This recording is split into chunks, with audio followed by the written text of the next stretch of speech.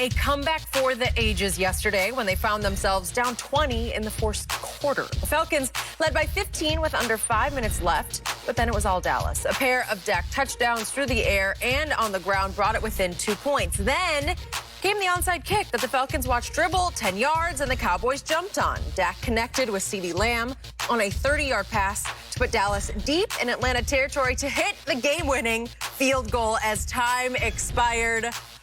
Wild there inside Jerry World. Fox Sports NFL analyst Michael Vick joining us now. What a game, Mike. I want to start with you. Did the Cowboys win this one, or did the Falcons lose it?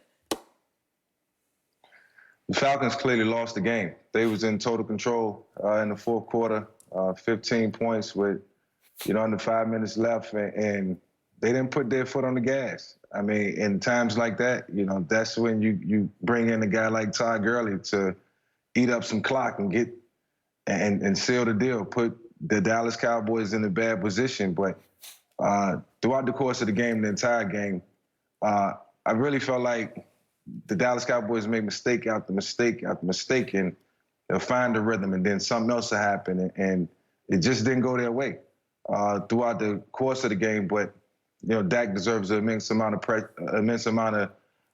credit for the win. I think it was a total team win because everybody did their part yesterday. Defensively being banged up, they showed up, at critical moments in the game, and I thought that CeeDee Lamb was probably one of the biggest reasons that the Dallas Cowboys was able to mount this comeback. Of course, Amari Cooper did his part, and Zeke.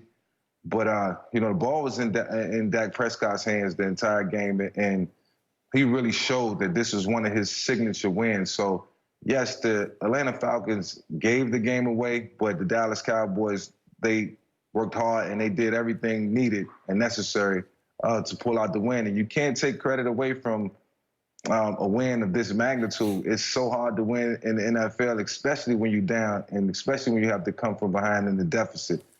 So, I think this will be a win that can catapult them to greater things and greater heights, as the season continues. But, I feel bad for Dan Quinn.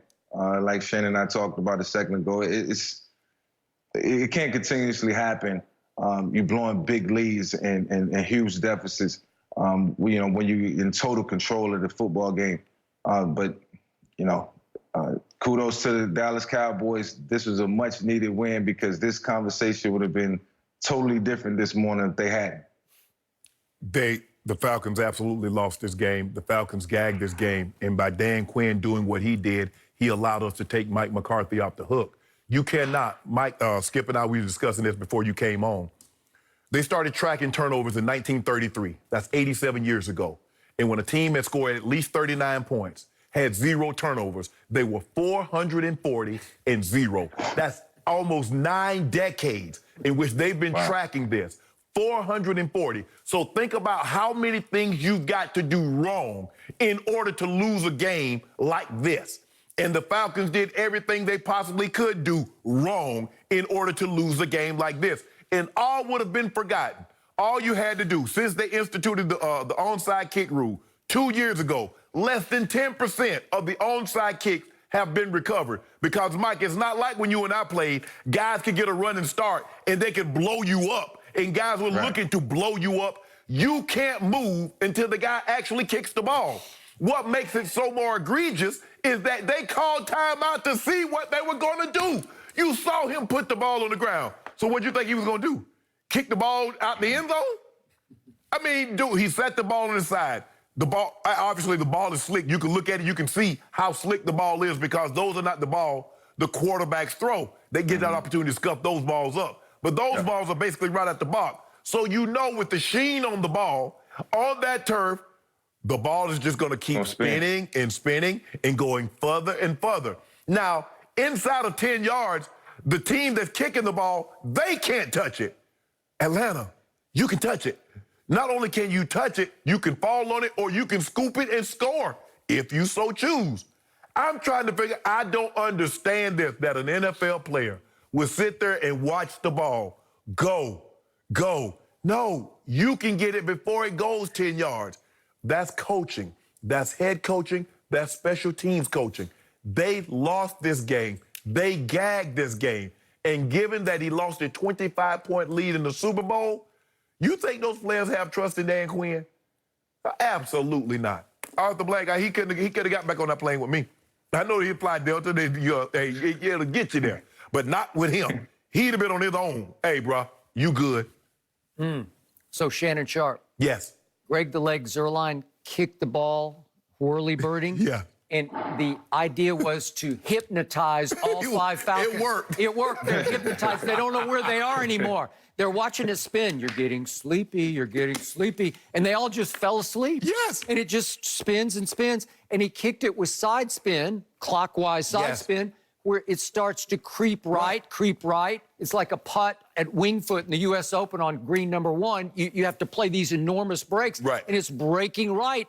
And it breaks all the way across the 10-yard mark. Yes. Until C.J. Goodwin of the Cowboys, who used to be on the Falcons the year they blew the 28-3 lead to the Patriots in the Super Bowl, comes flying in right on time and falls on the football.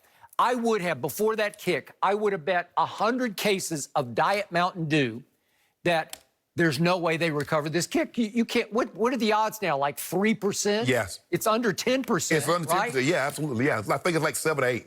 So, Michael Vick, I was thinking of you last night because obviously I'm a Cowboy fan, and I was keying all night because I couldn't figure out how we won or stole that game.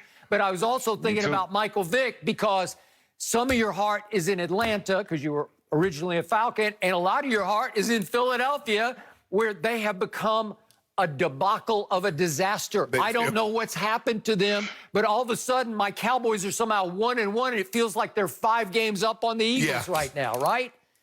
Yeah. Well, we clearly gave that game away yesterday. You know, like you said, my heart is with the Atlanta Falcons, and I have to look at the flaws, and I have to be realistic about where they are as a football team. And, you know, back to the onside kick, Shannon, you know, we go through situational football. Like, we practice those situations, and if all else fails, you fall on the ball. If it's a penalty, then it's a re-kick. Right. You know, but you don't just sit there and watch that ball spin. And the only thing I could think about at that moment was, you know, coaching. How much, you know, throughout this pandemic have you practiced, you know, that scenario? That's a critical moment in the game where everything has to happen right. So, yes, you know, I was very disappointed in the Atlanta Falcons. I root for them. You know, I root for the Philadelphia Eagles.